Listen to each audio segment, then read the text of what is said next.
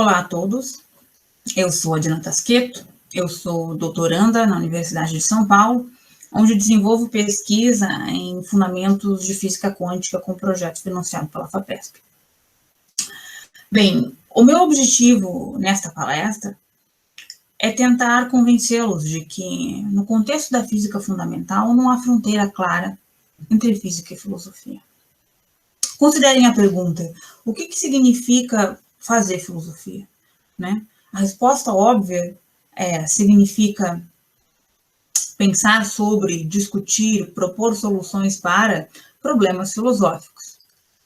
Então, o estudante, antes de mais nada, ele deve aprender a identificar problemas filosóficos, certo?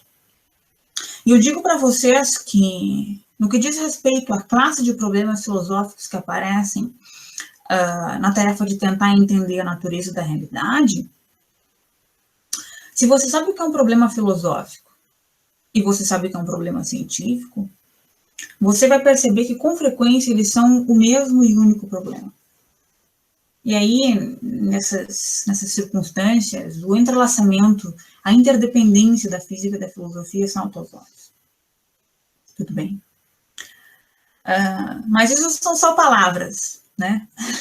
Eu preciso deixar isso concreto, eu preciso mostrar isso para vocês. E, para tanto, eu vou utilizar o exemplo da transição da noção de espaço e tempo clássica para a noção de espaço-tempo relativística. Tudo bem? Então, vamos lá. Eu começo chamando a atenção de vocês para alguns aspectos da chamada Revolução Copernicana. Na obra Diálogos sobre os dois principais sistemas do mundo, que foi publicada pela primeira vez, se não me falha a memória, em 1632, um camarada especial, chamado Galileu Galilei, ele propõe uma série de experimentos com o objetivo de mostrar o caráter inconclusivo dos argumentos dos chamados filósofos aristotélicos, que então se opunham à ideia de que a Terra se move. Né? O mais famoso deles é o tal do experimento do navio, que diz o seguinte: as conclusões às quais chega uma pessoa que está no navio sobre aquilo que acontece no navio não depende do fato do navio estar parado em relação à costa ou em movimento relativo uniforme em relação à costa. Tudo bem? Um exemplo é o ponto de impacto de uma pedra que é solta, por exemplo, do mastro do navio. O ponto de impacto dessa pedra não depende do fato do navio estar parado em relação à costa ou em movimento retilíneo uniforme. Tudo bem? Nessa obra, o Galilei ele dá exemplos ainda mais pitorescos. Eu vou ler um trechinho aqui para vocês, aspas, para o Galilei. Notem a facilidade com que as borboletas e as moscas continuarão seus voos indiferentemente para todas as partes. E nunca acontecerá que se concentrem na parte endereçada para a popa, como se estivessem cansadas de acompanhar o curso veloz do navio, do qual seriam separadas por manterem-se no ar por longo tempo. E se queimando uma lágrima de incenso produzisseis um pouco de fumaça, veríeis que ela se eleva para o alto e como uma pequena nuvem aí se mantém, movendo-se indiferentemente, não mais para esta que para aquela parte. E a razão de toda essa correspondência de efeitos é ser o movimento do navio comum a todas as coisas contidas nele. Nunca sentistes em vós a participação daquele movimento, a não ser quando a embarcação, batendo na areia ou esbarrando em algum obstáculo, parou. Fecha aspas, assim continua, a gente não precisa citar mais adiante. Então, esse argumento, ele faz mais do que mostrar por que nós, estando na Terra, não percebemos que ela se move. Né? Generalizado, ele define o que a gente chama, em física, de princípio da relatividade, que diz o seguinte: as leis da física são as mesmas para todos os referenciais que diferem uns dos outros, ou por um movimento relativo, ou por uma escolha de origem no espaço e no tempo. Tudo bem?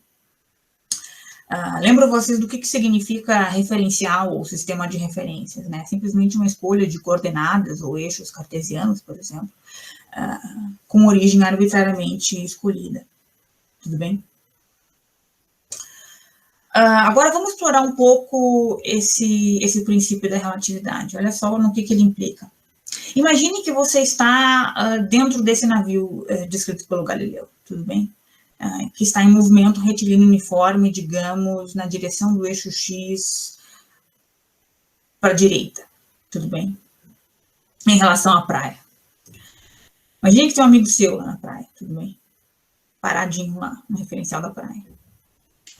Essa situação, ela é rigorosamente equivalente a você, ao navio, né, onde você estar parado, e a praia se movendo em movimento retilíneo uniforme na direção do eixo X para a esquerda. Essas situações são rigorosamente equivalentes. As leis da física são as mesmas. O que quer dizer que não há experimento que você possa fazer no seu referencial, ou que o seu amigo possa fazer no referencial dele, para determinar quem que está com a razão, por exemplo. Tudo bem? Você, do seu referencial, você pode dizer assim, eu estou parado, é meu amigo que está em movimento. E seu amigo lá da praia pode dizer rigorosamente a mesma coisa. Tudo bem? Agora, olha só, isso parece colocar em xeque a realidade do movimento, né? Porque parece, assim, que o movimento é algo que depende do referencial, que depende do observador. Então, será que o movimento não existe? Será que o movimento é um epifenômeno? Né? O Newton vai dizer o seguinte, o movimento existe sim. Agora, não esse movimento que a gente acabou de discutir, esse é um movimento, esse movimento relativo, né? O movimento que existe, o movimento verdadeiro, é o movimento absoluto. Mas o que é isso, o movimento absoluto, né?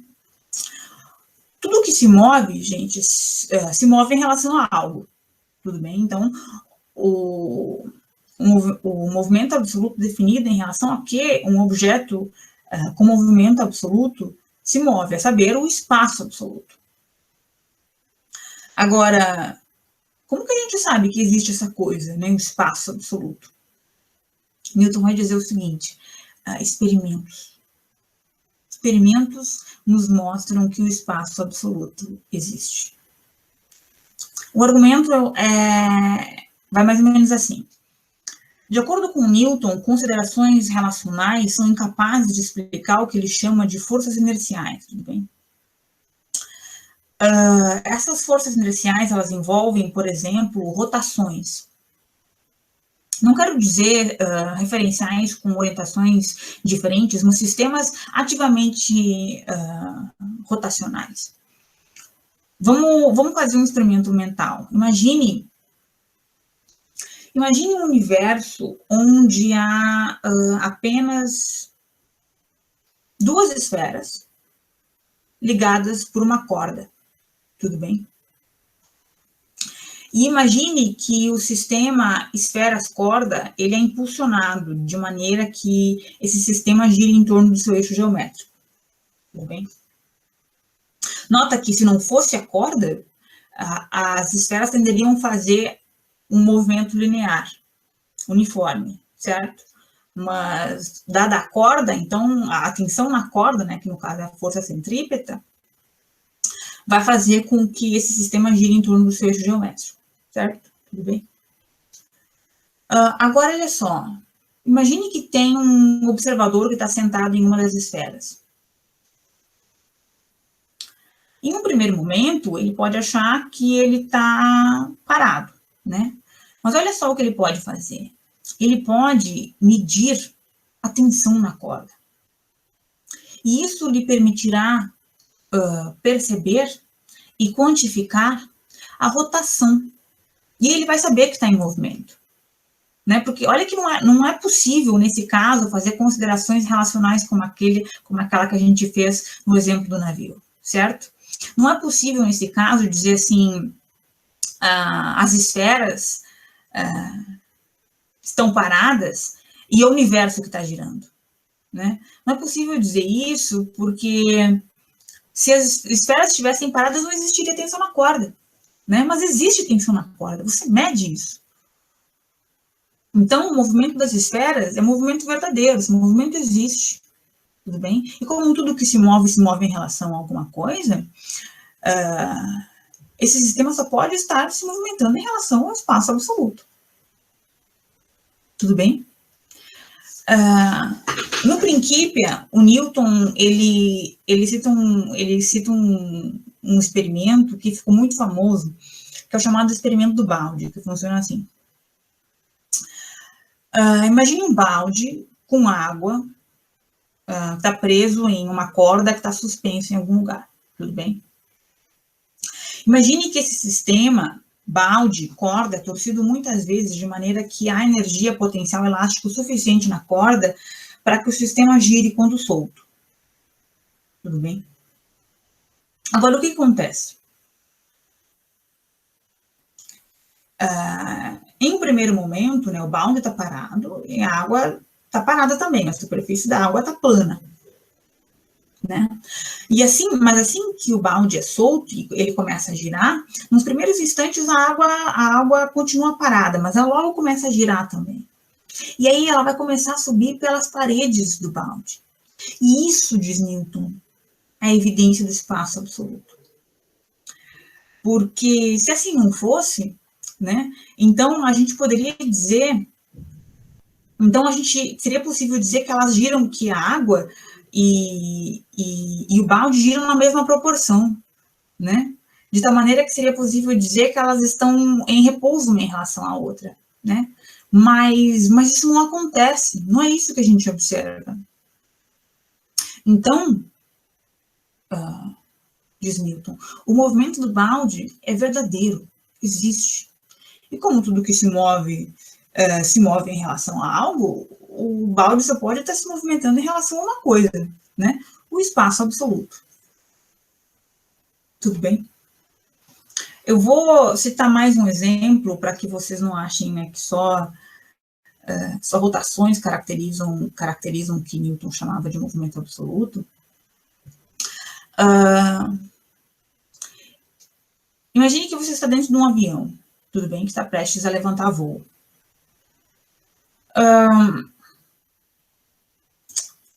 Aqueles de vocês que já andaram de avião sabem o que acontece, né? Quando o avião começa a levantar voo, você sente uma força que empurra você para trás, certo? Essa força, ela é um efeito inercial gerado por uma aceleração linear, tudo bem?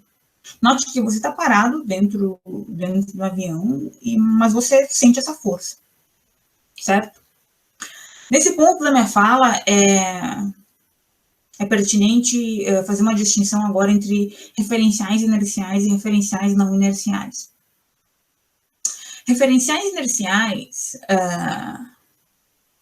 são referenciais que diferem uns dos outros por um movimento retilíneo uniforme ou por uma escolha de origem, tudo bem?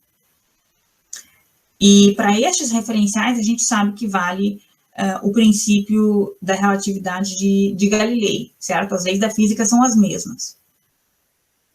Se eu tô num navio que se move com velocidade constante na direção do eixo X para a direita, e a praia está parada, essa situação é rigorosamente equivalente ao navio estar parado e a praia se movimentando com velocidade constante na direção do eixo X para a esquerda. Tudo bem? Agora, será que dá para fazer algo parecido no caso do avião, que a gente acabou de discutir?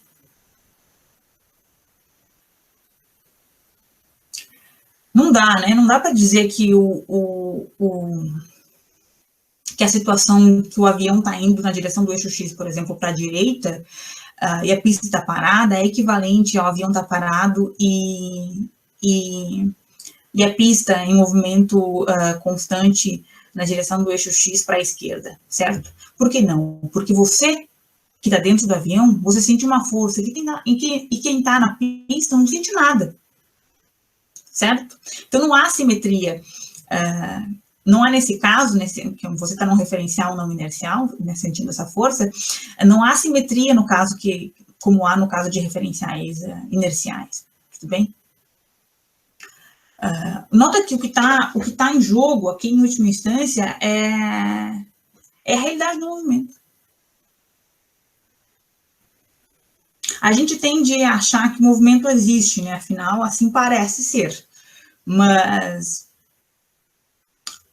o que o princípio da relatividade mostra é que a realidade é mais complexa do que parece, né? E Newton só faz essa distinção entre referenciais não inerciais e referenciais inerciais. Note que, em termos de considerações relacionais, essa distinção ela não faz sentido, tudo bem? Newton só faz essa distinção porque a existência de forças inerciais o leva a concluir que em certos tipos de referenciais você sabe dizer se você está em movimento ou não, enquanto em outros referenciais não. Tudo bem? E o corolário disso é o seguinte: a realidade do movimento implica na realidade de um espaço onde o movimento acontece. Implica na realidade dos instantes de tempo em que o movimento ocorre. Então, a realidade do movimento implica na existência do espaço e do tempo como entidades independentes. Movimento absoluto implica em espaço e tempo absolutos. Tudo bem? Vamos dar um passo para trás e pensar um pouco sobre as nossas intuições de espaço e tempo. A nossa intuição é de que o espaço é como um receptáculo, né? Parece que o espaço contém objetos, né? Assim como o seu quarto contém a sua cama, o seu armário, assim por diante, o espaço contém a sua cama, o seu quarto, a sua casa, a sua cidade e tudo que existe mais no universo, certo? Algo parecido parece ser verdade sobre o tempo, né? Tudo que acontece, acontece no tempo. O tempo parece ser algo dotado de extensão. E como nós estamos acostumados com receptáculos vazios, né, parece fazer sentido falar em um espaço vazio. Parece fazer sentido falar em um tempo vazio, né, sem processos. Nossa intuição é de que se alguma inteligência superpoderosa extraterrestre decidisse congelar o movimento de tudo que existe no universo, não obstante isso, o tempo continuaria passando, né? E não é por acaso que a nossa intuição é assim. A física que a gente aprende na escola é a física clássica. Tudo bem? Mas na época de Newton, essa não era a intuição das pessoas. A intuição das pessoas, aquela época de espaço e de tempo, era uma noção que a gente chama de relacional. Essa noção ela remonta a Aristóteles. Eu vou explicar brevemente no que isso consiste. Pensa na noção de família. Ela é definida a partir de relações, certo? Relação entre pai e filho, irmã e irmã, tio e sobrinho. Tudo bem? Note que, se ausentes as pessoas, ausentes essas relações entre elas. E, portanto, ausente a família. Agora, considere dois eventos quaisquer, X e Y, tudo bem? Existe uma relação temporal entre esses eventos, né? X acontece antes de, depois de, ou ao mesmo tempo em que Y, tudo bem? Você pode pensar em termos de intervalo, se você preferir. O intervalo de tempo entre os eventos X e Y é positivo, nulo ou negativo, por exemplo. Tempo, em termos relacionais, é entendido da seguinte maneira: olha, se ausente dos eventos, ausente essa relação entre eles, e, portanto, ausente o tempo. Tudo bem? Argumentos semelhantes definem para o espaço Argumentos semelhantes definem, né, em termos relacionais, no que consistiria o espaço. Agora, essas noções de espaço e tempo relacionais que eu acabei de descrever para vocês eram o status quo à época de Newton, tudo bem? A intuição das pessoas era essa. Quando Newton propôs essa ideia de espaço e tempo como sendo entidades independentes, espaço e tempo absolutos, as pessoas, seus contemporâneos, viram isso como monstruosidades metafísicas. Tudo bem?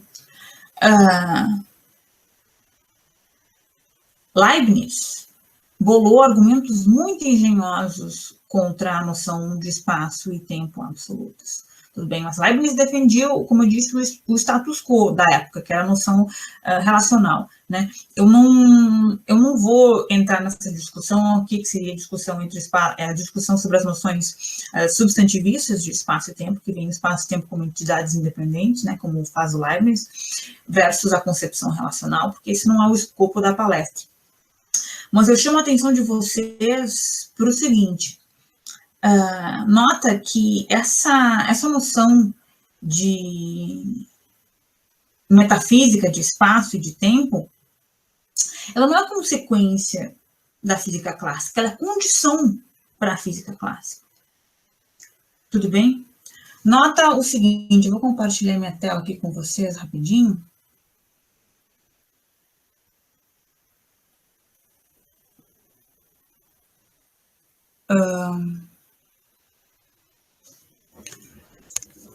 Considerem a seguinte situação. Esses aqui são eixos cartesianos, tá? X e Y. Aqui está um corpo de massa m qualquer, tudo bem? Se movimentando aqui para a direita com velocidade v.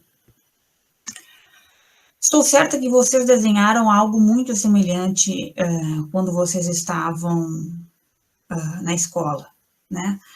Agora, nota que quando você representa a posição ou a velocidade do objeto dessa maneira, você está representando isso em relação a um espaço absoluto, certo? A um espaço que é o espaço newtoniano. Tudo bem? Não há, gente, não há maneiras de escapar da metafísica. Tudo bem? Não há maneira de escapar das implicações últimas de qualquer proposição ou sistema de proposições. Tudo bem? Vocês notam que a mesma física que vocês aprendem no ensino médio pressupõe uma metafísica. Tudo bem? Você não consegue entender aquele desenho que eu acabei de mostrar para vocês em termos relacionais. Certo? Agora, vocês já devem ter ouvido falar a famosa frase de Newton, né, que é considerado o primeiro grande positivista. Newton diz assim, eu não faço hipótese. Né? Para Newton, essa noção de espaço e de tempo não eram hipóteses metafísicas, embora elas fossem. Tudo bem? Newton estava convencido de que experimentos como esse do balde são evidência empírica incontestável da existência de movimento que pressupõe a existência, que exige a existência do espaço e do tempo absoluto, tudo bem? A autoridade de Aristóteles acabou sendo substituída pela autoridade de Newton, né? A física clássica, a física medieval foi substituída pela física newtoniana, e a metafísica aristotélica foi substituída pela metafísica da física newtoniana, e as intuições das pessoas também, né? Se a nossa intuição, como eu disse antes, a nossa intuição de espaço e de tempo é como se essas coisas fossem uma espécie de receptáculos, não é à toa, né? Já visto que a gente aprende física clássica no ensino médio. Mas a realidade, gente, é muito mais complexa do que Newton supôs. Tudo bem? O que eu vou fazer agora é o seguinte, eu vou relembrá-los de algo que estou certa, vocês aprenderam no ensino médio, que se chama transformações de Galilei. Olha só, eu vou compartilhar aqui minha tela novamente. As transformações de Galilei, elas relacionam as coordenadas de referenciais inerciais. Tudo bem? Se você tem um referencial, por exemplo, eu vou chamar ele opa, esqueci aqui de apertar o botãozinho. Se você tem um referencial que eu vou chamar de S, por exemplo, cujas coordenadas são x, y, z e t. Ele está parado, tá? E um referencial S', cujas coordenadas são x', y', z', t', e esse referencial S' se move com velocidade constante v, na direção do eixo x para a direita, por exemplo, em relação a S. Então, as transformações de Galilei são as seguintes. X' é igual a x menos vt, esse v aqui é a velocidade relativa entre os referenciais, tá? Y' igual a y, z' igual a z, t' igual a t. A gente entende isso aqui como sendo uma regra para traduzir coordenadas de eventos de um referencial inercial para outro. Tá legal? Agora, olha só. Quando você tem uma igualdade, como essa aqui, por exemplo, qualquer operação que você faça, se você a fizer de ambos os lados da igualdade, você mantém a igualdade, certo? Por exemplo, se você que multiplica por 2, multiplica aqui por 2, a igualdade se mantém. Se você divide aqui por 100, divide aqui por 100, a igualdade se mantém. Tira a raiz, a igualdade se mantém, certo? Agora, considere novamente essa mesma igualdade aqui. Eu vou fazer a mesma operação de ambos os lados da igualdade. Eu vou multiplicar tudo por... vou fazer essa operação aqui, ó. Del T. Tudo bem? Isso aqui vai ser por linearidade, né? Del X, Del T, menos Del T, VT, certo? Agora, olha só.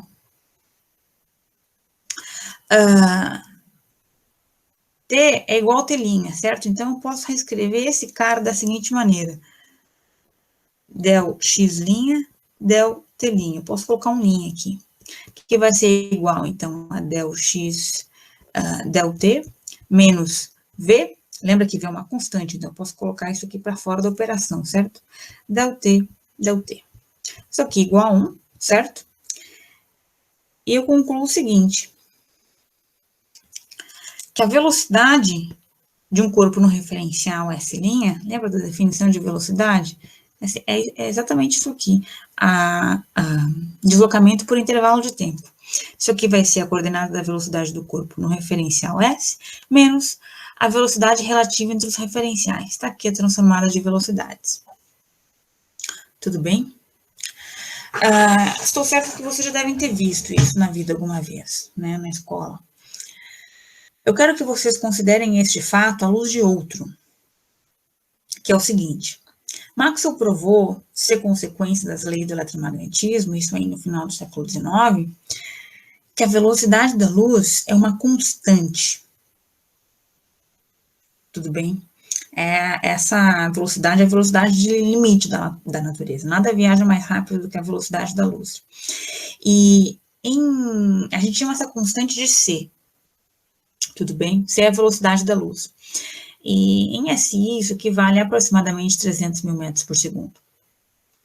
Então, se eu te perguntar quanto vale a velocidade da luz no referencial S, por exemplo, você sabe me dizer na lata, né? Vale C.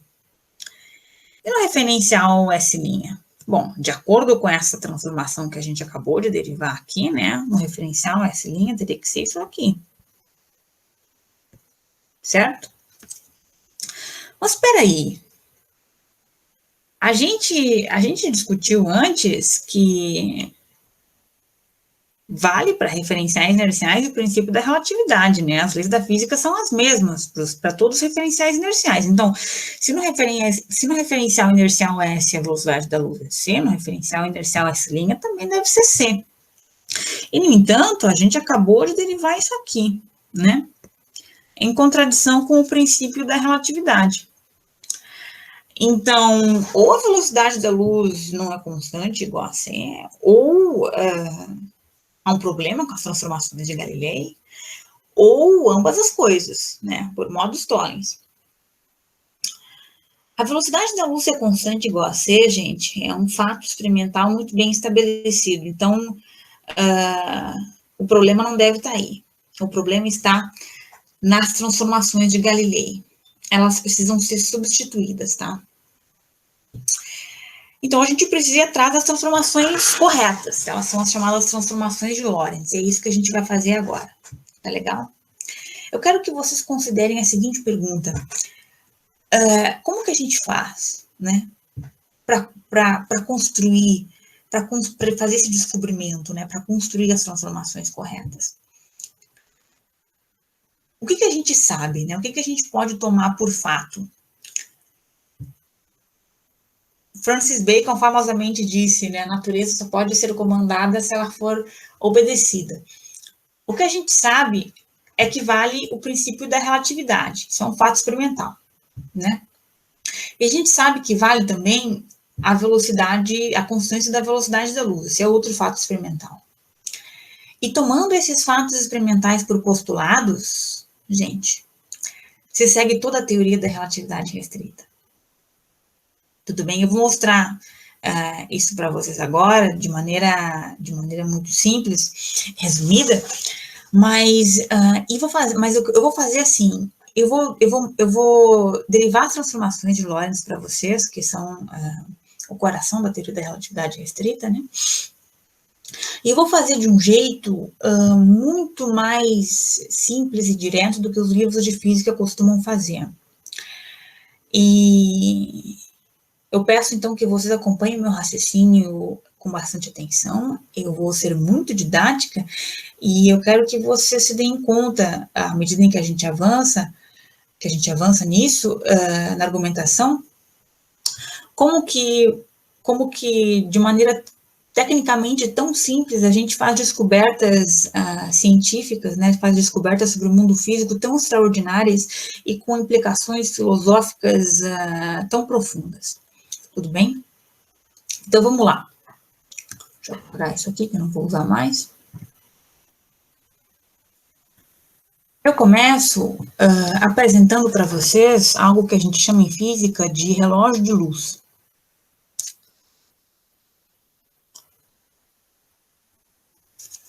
Consiste no seguinte, imaginem dois espelhos que eles estão aqui dispostos paralelamente ao eixo X, tudo bem? A uma distância L0, com as faces refletoras uma de frente para o outro, uma de frente para a outra, tudo bem? Aí a gente prende um raio luminoso aqui, ó, entre os espelhos e conta o tempo da seguinte maneira. Cada vez que o raio luminoso bate no espelho de baixo, a gente registra um tique. Tic-tac. Isso aqui é um relógio de luz. Tudo bem? Vamos colocar, esse aqui está num referencial que eu vou chamar de S, tudo bem? Um referencial que está paradinho, vou chamar de S. Qual que é o período desse relógio de luz? Essa é a pergunta. Lembro vocês da definição de período, né? O período é o tempo que demora para o mesmo evento se repetir. Tudo bem? Para esse relógio de luz aqui, o período vai ser o tempo entre dois tiques, né? E aqui tá fácil ver, né? Isso aqui vai ser simplesmente 2 vezes L0 sobre C, certo? Isso aqui vai ser o período desse relógio de luz. Agora, olha só. Vou desenhar aqui o referencial inercial S. Vou colocar um observador aqui, tudo bem? Vamos chamar esse cara aqui de Kant, vai. Vamos colocar esse relógio de luz aqui junto com o Kant, nesse referencial inercial. Agora, olha só, imagine que tem um referencial que eu vou chamar de S'. Não estou sabendo desenhar direitinho aqui. Vamos colocar um camarada aqui, vamos chamar ele de Hegel, vai.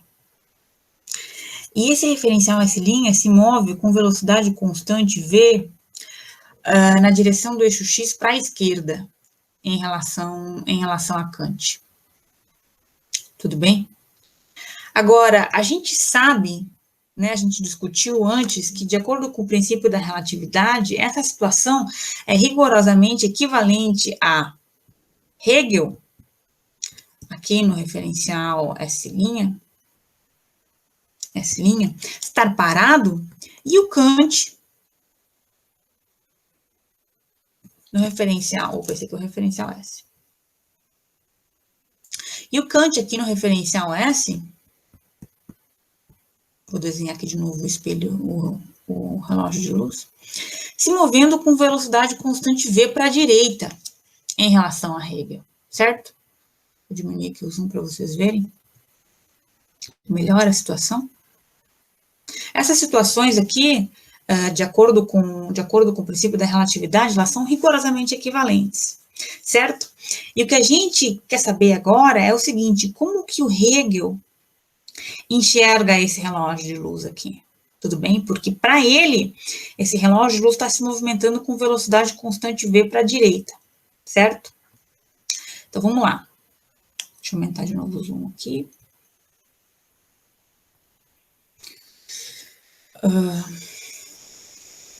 Vou desenhar novamente aqui os espelhos, eles estão a uma distância L0, certo? Lembra que isso aqui está indo com uma velocidade constante v para a direita. Olha só, o raio de luz vai fazer o seguinte.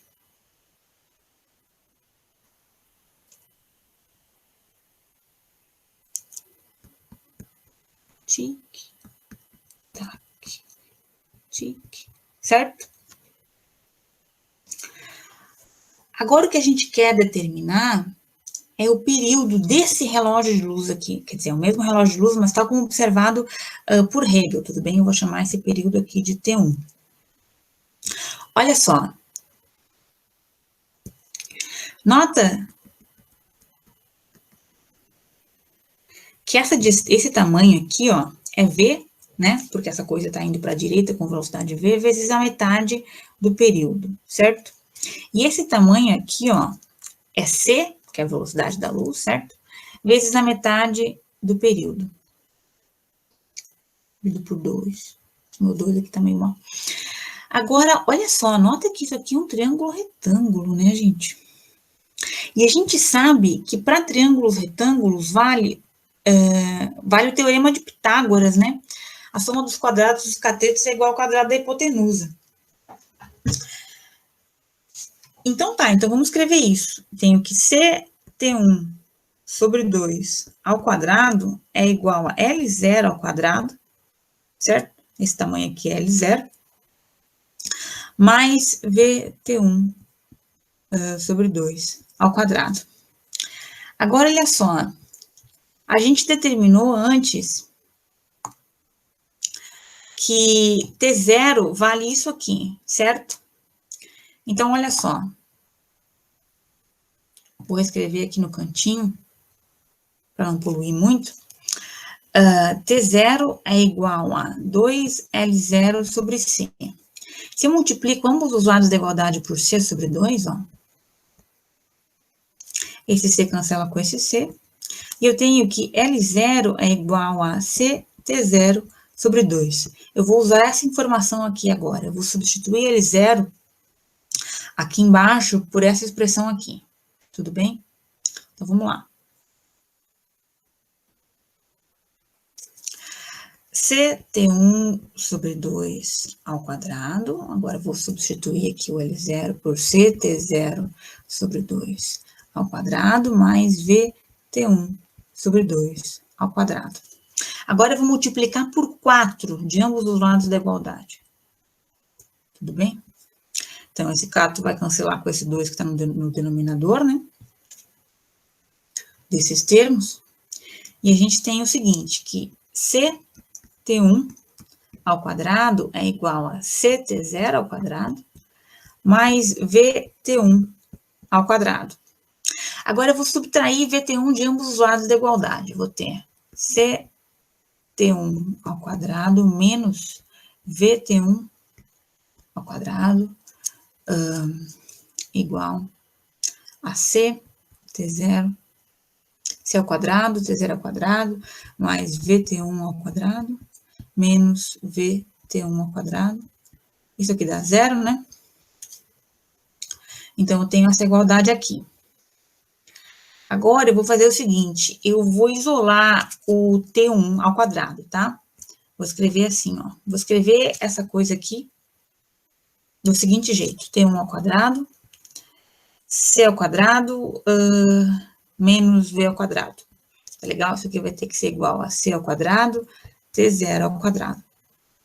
Agora, eu vou dividir ambos os lados da igualdade por C ao quadrado. C ao quadrado, C ao quadrado.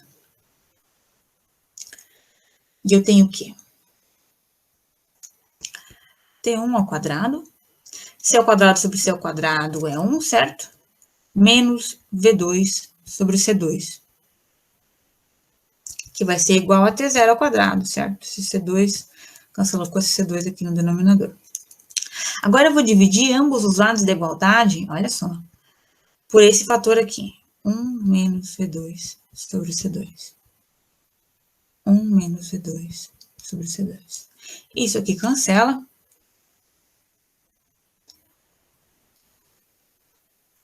E eu tenho T1 ao quadrado é igual a T0 ao quadrado, 1 menos V2 sobre C2. Agora, eu tiro a raiz aqui, e eu concluo o seguinte, que T1, o período do relógio de luz, tal como observado por Hegel, é igual ao período do relógio de luz, tal como observado por Kant, né? Dividido por raiz de 1 menos V2 sobre C2.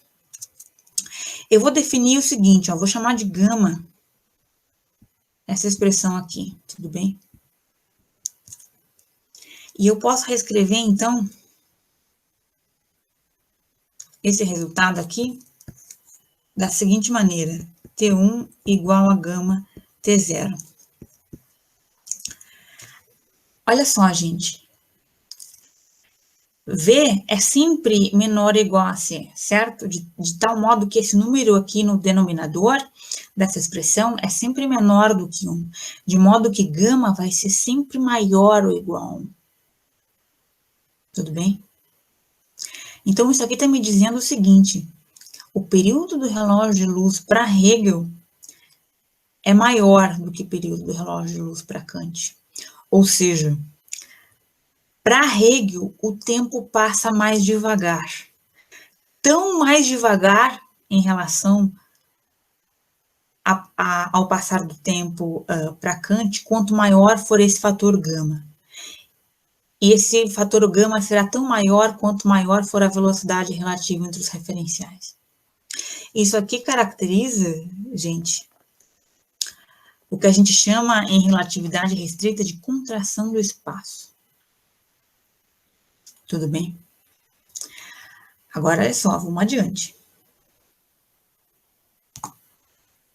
Vou desenhar de novo o referencial inercial S. Está aqui o Kant. Está aqui o relógio de luz, que a gente acabou de estudar. Agora, imagina que não há apenas um relógio de luz nesse referencial aqui com Kant, mas dois. E o segundo é idêntico ao primeiro, mas girado 90 graus. Tudo bem? Ele está disposto paralelamente ao eixo Y. Bom, e a gente sabe que em relação a Hegel, que está em S', né, como na situação anterior, Hegel está se movimentando em relação a Kant, né? Hegel está indo para a esquerda na direção do eixo X. do ponto de vista de Kant. Mas do ponto de vista de Hegel, é o Kant que está indo para a direita, na direção do eixo X com velocidade constante v. E o que a gente quer saber agora é como que o Hegel vai enxergar esse relógio de luz aqui, esse segundo relógio de luz aqui. Tá legal? Então, vamos lá. Vou desenhar aqui bem grandão. Lembra que isso aqui está com velocidade constante v para a direita, certo? Deixa eu descer um pouco minha tela. Essa distância aqui, eu vou chamar ela de L, tá legal? Agora, vamos ver como é que a luz vai se comportar aqui, né? Imagine que o raio luminoso sai do espelho de trás e ele vai bater no espelho da frente em um tempo que vai ser c vezes t, certo? Mas olha só, isso aqui deve ser igual a L mais V vezes T, certo? Essa distância aqui, entre os espelhos, mais a velocidade do referencial vezes o T. E o raio luminoso vai voltar em um tempo T' que vai ser dado por CT' igual a L, novamente, né? Agora menos, porque está na direção oposta, né? VT'. Então, o período desse relógio de luz aqui, olha, o período é o intervalo entre dois tiques, certo? Isso aqui tem que ser T mais T', certo? E daqui a gente tira o seguinte, ó. Daqui a gente tira que T é igual a L, C menos V, e daqui a gente tira que T' é igual a L, C mais V. Tá legal? Usando isso, aqui, vou só reescrever. C menos V mais L, C mais V. Tá legal? Agora, essa é uma questão de álgebra, tá? Vou fazer rapidinho aqui. 2LC, fazendo MMC, C2 mais V2. Isso aqui é igual a 2L, C1 menos V2 sobre C2. Agora, olha só. Esses relógios de luz, eles estão no mesmo referencial, né? Então, o período desse primeiro relógio de luz aqui, T1, deve ser o mesmo que o período desse relógio de luz aqui, T2. Eles são iguaizinhos e eles estão no mesmo referencial. Então, tá. Então, aqui isso aqui tem que ser igual a T1. Mas a gente determinou quanto que é T1, né? Pouco tempo atrás, isso aqui é igual a gama T0. E a gente determinou quanto que é T0, certo? T0 vale 2 vezes L0 sobre C. Então, agora eu vou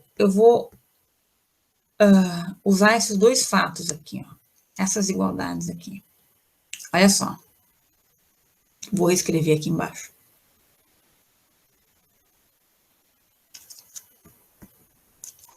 Dois L, C.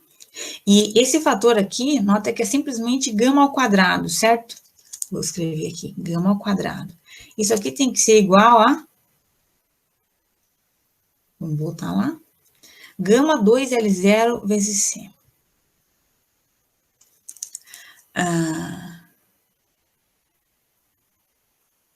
Sobre C. 2L0 sobre C vezes gama. Então, isso aqui vai embora, certo? Eu divido ambos os lados da igualdade por gama ao quadrado. E eu descubro o seguinte, que o comprimento do relógio de luz, tal como observado por Hegel, é menor do que o comprimento de luz do relógio de luz, tal como observado por Kant, por um fator gama. Lembra que gama é sempre maior ou igual a 1, certo? Então, olha só, se você tem um objeto que está disposto paralelamente à direção do movimento, os observadores em referenciais inerciais relativos, em movimento relativo, podem discordar sobre o tamanho do objeto. Isso aqui caracteriza o que a gente chama em relatividade restrita, contração do espaço. Tudo bem? Então, gente, para já, a gente pode dizer que absolutos o espaço e o tempo não são, né? Agora, com esses resultados, a gente pode derivar as transformações de Lorentz, eu vou fazer aqui para translações no eixo X, tá? Utilizando só esses fatos que a gente acabou de determinar, da contração do espaço, da dilatação do tempo, e a seguinte relação que eu vou mostrar para vocês agora. Vou desenhar novamente aqui o referencial S. Vou desenhar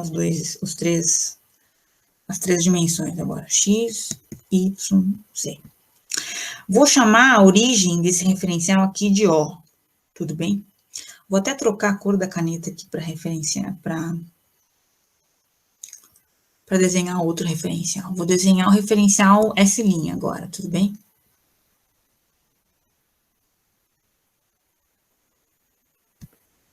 As três dimensões aqui. Aqui é Z', a origem vai ser O', tudo bem?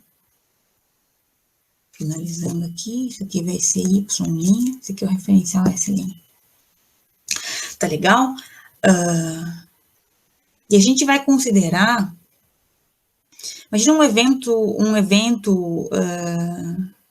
pontual de duração instantânea, eu vou chamar de lambda, tudo bem? A relação que a gente vai estudar é a seguinte, olha só. Deixa eu voltar para a cor preta aqui.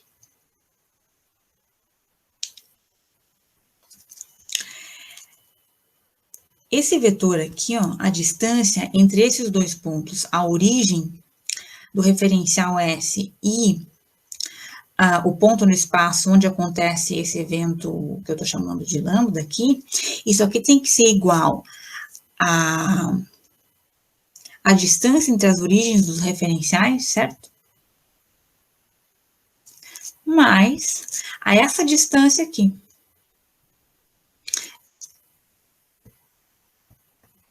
Tudo bem? Vou pegar outra cor aqui para mostrar para vocês, para que fique bem claro o que eu estou fazendo. Eu estou dizendo o seguinte, que essa distância aqui, tudo bem? Ela tem que ser igual, vou mudar de cor de novo, vai ficar aqui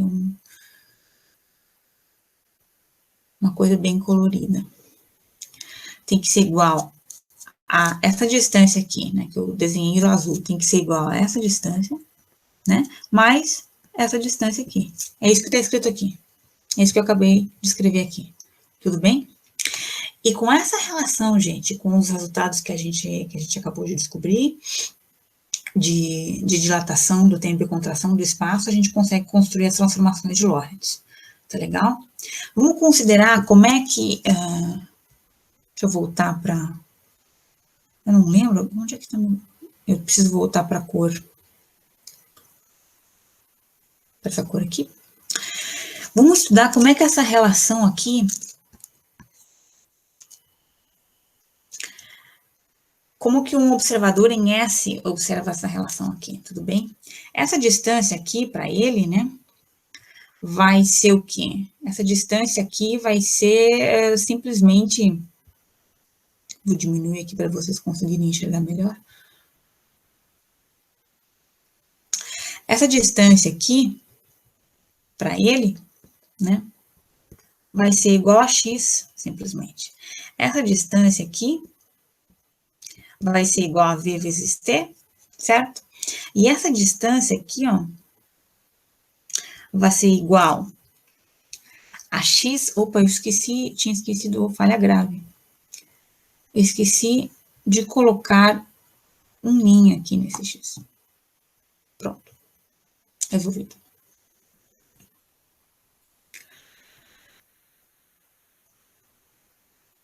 E essa distância aqui, ele vai enxergar como x' dividido por um fator gama. Lembra que a gente acabou de demonstrar isso, né? Que para um referencial que está em movimento, o referencial que está parado enxerga o comprimento diminuído por um fator gama, certo? Então, olha só como que o S, como que um observador em S vai enxergar essa relação aqui. Fica assim, x igual a VT mais x' sobre gama. Agora, eu subtraio o VT de ambos os lados da igualdade, né? Eu fico com x menos VT igual a x' sobre gama.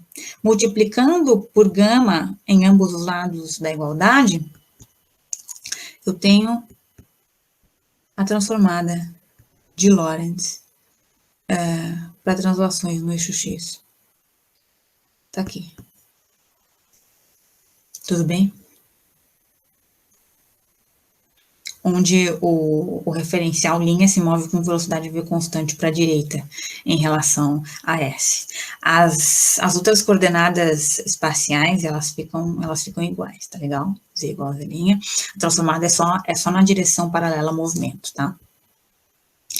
Agora, e para o referencial, para um cara que está no referencial S', como é que ele vai enxergar essa relação? Né? Vamos responder essa pergunta agora. Vou escrever aqui em cima para vocês poderem enxergar esse desenho aqui também. Um cara em S' vai enxergar essa distância aqui diminuída por um fator gama, certo? Porque para ele é o S que está em movimento.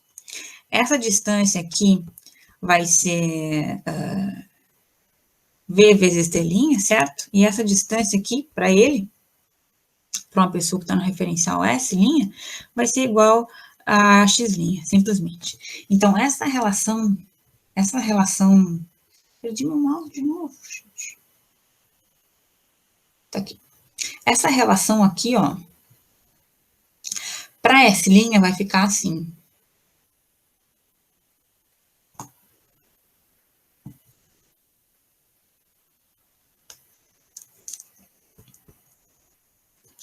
Opa.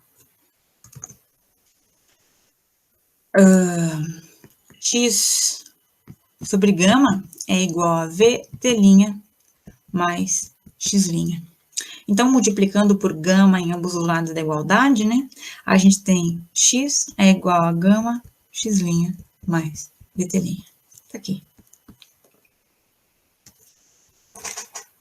A recíproca da transformada anterior. Tudo bem?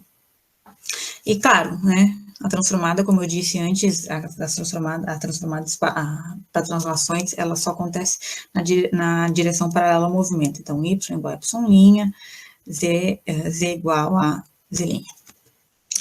E agora, a cereja do bolo. A coordenada temporal, como é que fica? Vamos atrás disso agora, tá legal? Eu vou utilizar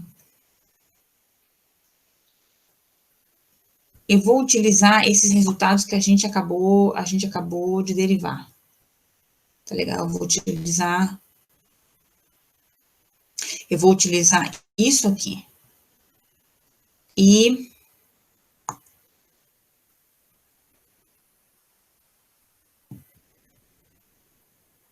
voltando, isso aqui. Tá legal? Olha só, agora vou fazer algumas manipulações algébricas. Eu peço que vocês acompanhem. É importante entender cada passo. Eu vou reescrever essa expressão aqui do ladinho de novo, tá?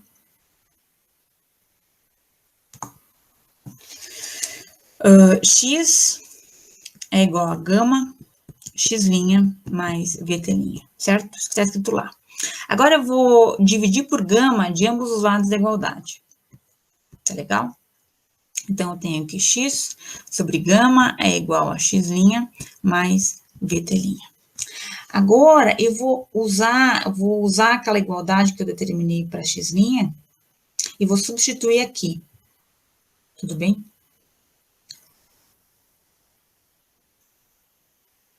Vou mostrar para vocês. Vou usar isso aqui, ó. Vou substituir x' naquela expressão por isso aqui. Então, vamos lá.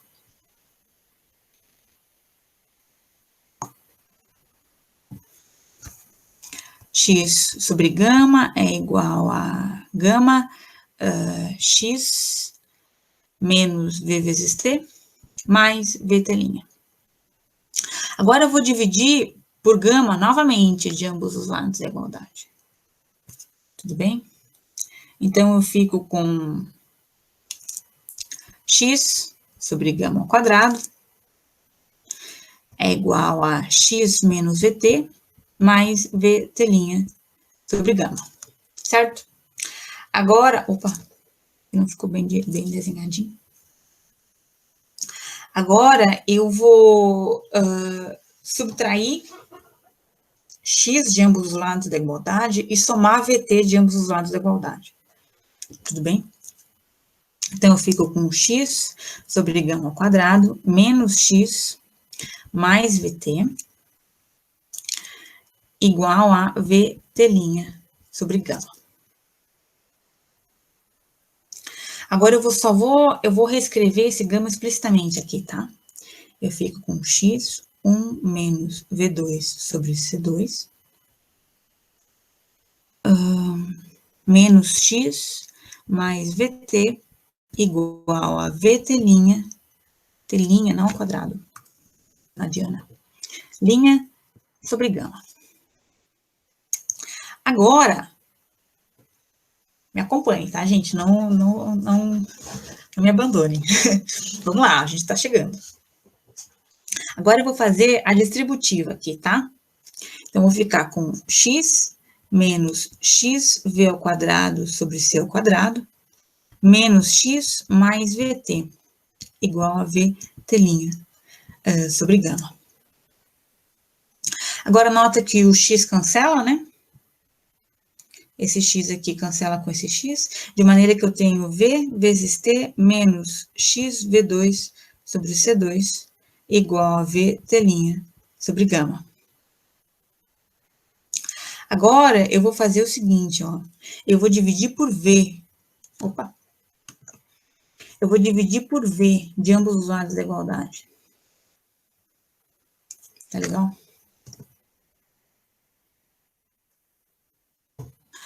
Então, eu fico com o seguinte. Eu fico com t menos xv sobre c ao quadrado igual a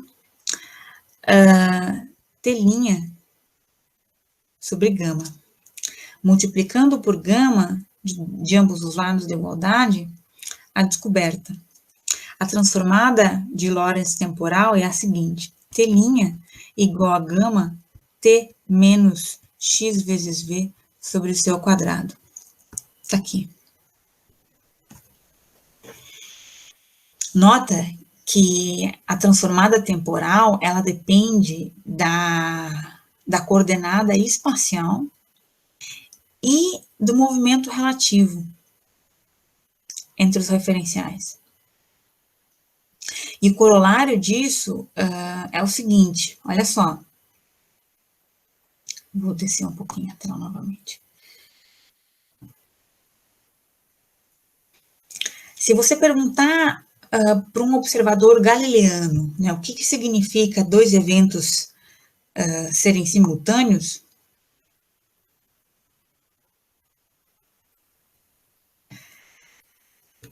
retomando, se você perguntar para dois observadores galileanos o que significa dois eventos serem simultâneos, repito, ele vai dizer assim, olha, significa que esses eventos aconteceram ao mesmo tempo, né? Então, se você tem eventos, que eu vou chamar aqui de alfa e beta, em uma dimensão, as dimensões de alfa são x1, t1, e de beta, x2, t2. Isso aqui está no referencial S, inercial, tá legal? Então, alfa e beta são simultâneos, C e somente C, T1 igual a T2, certo? E a gente, isso no referencial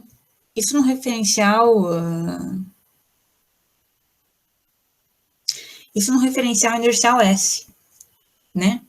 Agora, no referencial inercial S', a gente viu antes como é que eram as transformações de Galilei, né? X' igual a x menos vt, se S' se move com velocidade constante v para a direita, y' igual a y, z' igual a z, e t' igual a t. Então, do ponto de vista das transformações de Galilei, se esses eventos são simultâneos em um referencial, no referencial S', esses eventos também vão ser simultâneos, né? Em vista dessa igualdade aqui. Tudo bem? Só que essa noção de simultaneidade, ela precisa ser abandonada, gente, à luz desse resultado aqui. Agora, as transformadas não são mais desse tipo aqui, né? Então, e o que a gente determina é que se eventos são simultâneos em um referencial inercial, eles podem acontecer em ordens diferentes em outro referencial inercial, tudo bem? Se alfa é simultânea a beta em S, alfa pode acontecer antes ou depois de beta em S'. Tudo bem? Isso aqui caracteriza o que a gente chama em relatividade restrita de relatividade da simultaneidade. A simultaneidade não é mais um absoluto, como era antes, na física newtoniana, que englobava as transformações de Galilei. Tudo bem? Eu acho que a Mayra, ela vai usar esse resultado da relatividade da simultaneidade na palestra dela, que é depois da minha, neste evento. Então, vocês sabem, isso não vai mais parecer estranho para vocês, né? Vocês sabem exatamente de onde essa noção vem. Tem dessa discussão que eu acabei de ter com vocês aqui. Tá legal? E eu chamo a atenção de vocês por quão longe a gente foi, né, o quanto que a gente descobriu a partir de 2 fatos experimentais apenas, né, da relatividade do princípio da relatividade, do princípio da relatividade e da constância da velocidade da luz. Manipulando isso de maneira inteligente, a gente refutou a metafísica da física clássica. Tudo bem?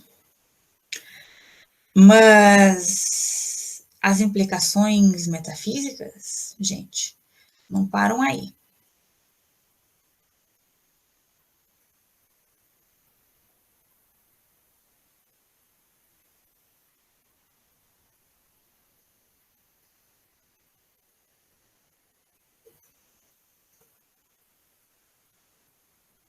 Vou apresentar para vocês uma tese metafísica muito, muito profunda que se segue desses resultados que eu apresentei para vocês, da teoria da relatividade restrita.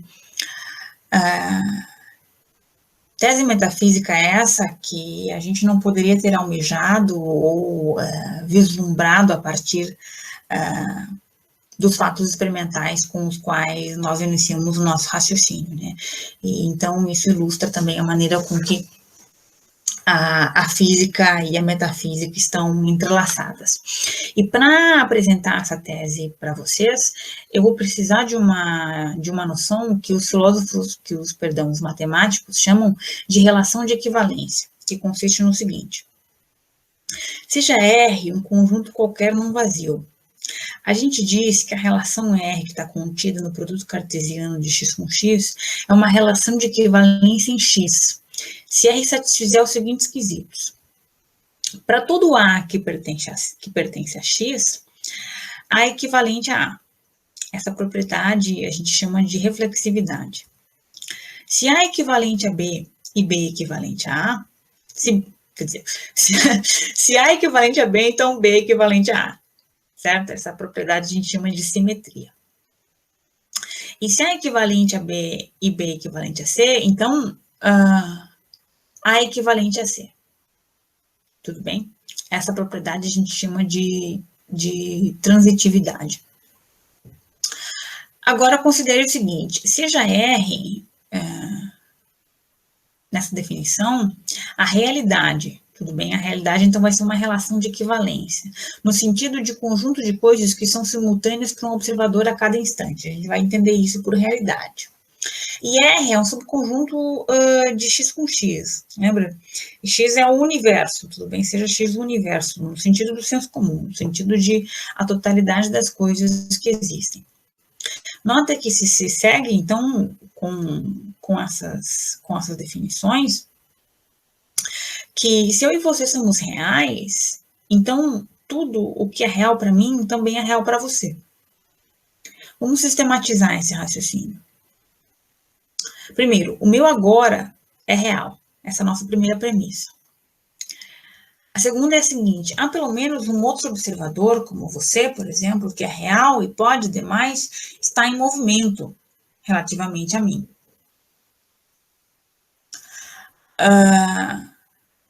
E daí se segue o seguinte: se todas as coisas que estão em relação R com o meu agora são reais, e se o teu agora é real, então todas as coisas que estão em relação R com o teu agora estão em relação R com o meu agora. Agora, olha só. Vamos voltar. Tendo em mente esses resultados, essas ideias, né? Considere agora o seguinte.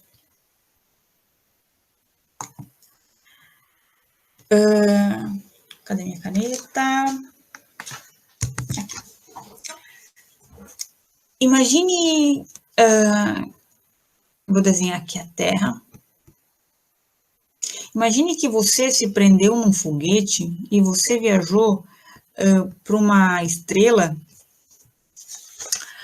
que está a uma distância de que é aproximadamente 200 mil anos-luz, tudo bem? 99999 anos-luz. E você fazer essa viagem a uma velocidade V que é muito próxima da velocidade da luz. Tudo bem?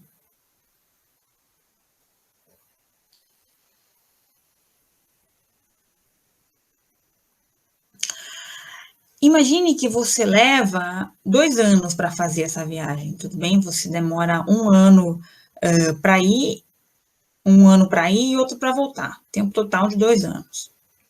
Tá legal? Para você, né?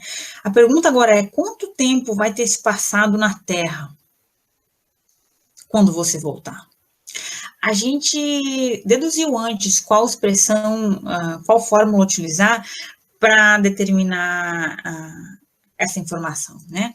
A gente determinou que T, que é o intervalo de tempo no referencial que está parado, né? Vai ser igual a gama T0. Então, T0, o período no seu referencial, né, são 2 anos. E se vocês calcularem um gama com essa velocidade aqui, ó, vocês vão perceber que esse gama é igual a 100. Então, eu tenho 100 vezes 2. Então, enquanto para você se passaram 2 anos apenas, para mim, que estou na Terra, e para todo mundo que ficou na Terra, vão ter se passado 200 anos.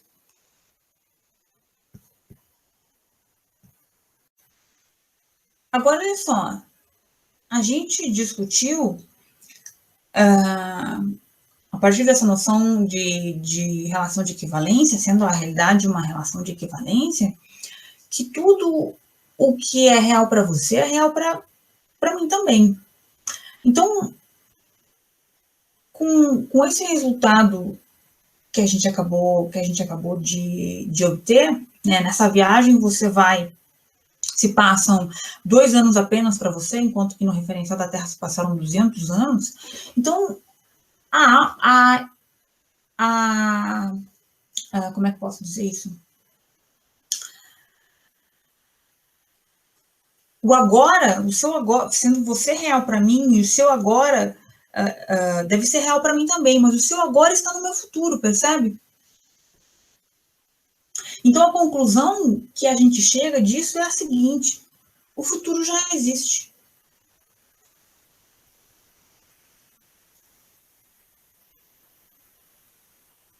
Esse é um resultado rigorosamente extraordinário, percebe? Porque se observadores, a realidade não pode depender do referencial em que você está.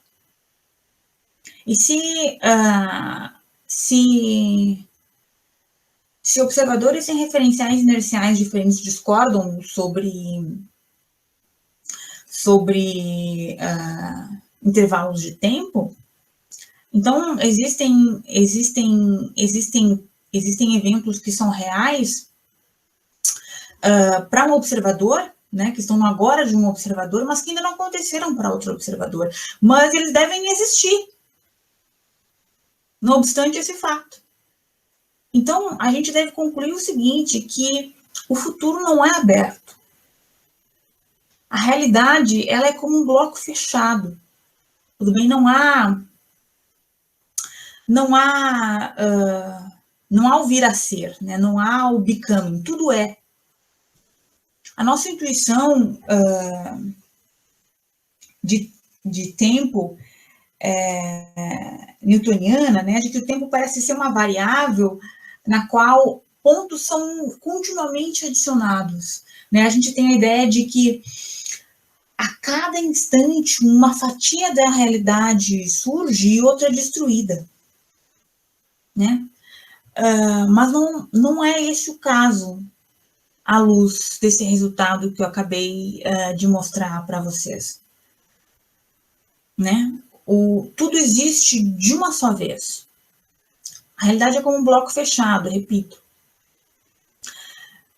Você pode pensar da seguinte maneira, para ter uma intuição melhor do que isso significa. Da mesma maneira com que você tem partes espaciais, né, você existe de diferentes maneiras em diferentes partes do espaço, certo? E a parte do espaço na qual você não existe.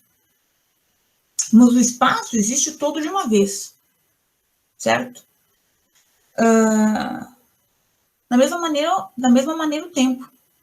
Você existe de diferentes maneiras em diferentes partes do tempo. Há partes do tempo em que você não existe, mas o tempo enquanto tal existe todo de uma vez. Então, tudo é. Percebe? E sob essa perspectiva, certos paradoxos sobre o tempo, como por exemplo o paradoxo do avô, eles perdem o seu significado, né? Nota que o paradoxo do avô, né, de você viajar para o passado e matar seu avô, isso só faz sentido se o futuro for aberto. E de acordo com esse argumento que eu acabei de discutir com vocês, assim não é. Né? Essa tese metafísica que se segue da teoria da relatividade restrita, somada à hipótese de que a realidade obedece uma relação de equivalência, ela é denominada, em filosofia da física, a gente chama essa tese de eternalismo. Tudo bem? O argumento original é de Hilary Putnam. Eu acho que o artigo original se chama Relativity and Geometry, que é de 67. Ou 63, não lembro a data exata. Mas o Putnam, ao anunciar a conclusão, ele dá o problema de tentar entender a natureza do tempo, né, com o qual os filósofos se degladiam aí desde a Grécia Antiga, por resolvido. E ele diz, não foram os filósofos, por vias especulativas, que resolveram o problema. Né? Isso é resultado de uma teoria científica. Né? Para a gente tentar entender a natureza da realidade, a gente tem que, a gente precisa olhar para a ciência, porque a realidade depende das características físicas do mundo. Né? Eu não vou dizer com Putnam que essa é a última palavra sobre o problema da realidade do tempo. Mas agora, olhando para a minha palestra como um todo, né, eu chamo a atenção de vocês para o seguinte, que na discussão que a gente fez sobre física clássica, né, a gente viu que a metafísica da física clássica ela não era consequência das ideias de Newton, né, mas elas são ponto de partida. E o que a gente acabou de discutir agora é uma consequência, uma tese metafísica que é consequência da teoria da relatividade restrita, né? Então, o que a gente vê com isso é que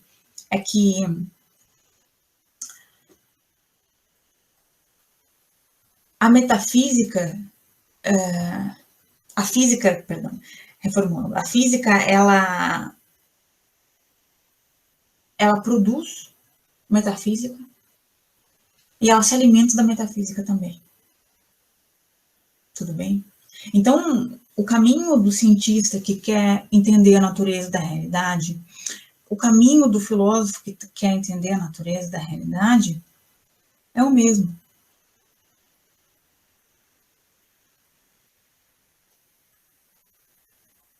Aí vocês podem me perguntar assim, mas que caminho é esse? Como é que eu encontro esse caminho? Eu ensaio uma resposta fazendo minhas as palavras do filósofo Antônio Machado, que diz o seguinte, que escreveu o seguinte: caminhante, não há caminho. O caminho se faz ao caminhar.